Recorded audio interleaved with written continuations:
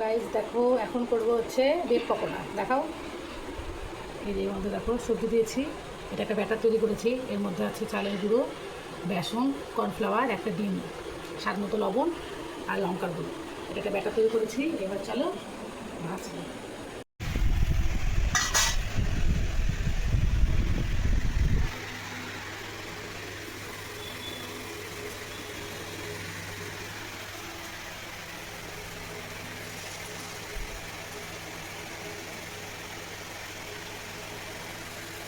দুটো দিন এগুলো খুলে দিন।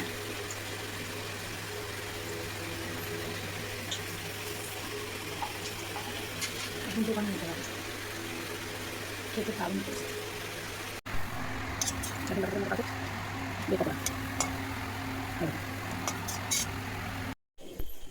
তো রেডি আমাদের ব্রেড পকোড়া আর ডিমের পোস্ট, না ডিম টোস্ট।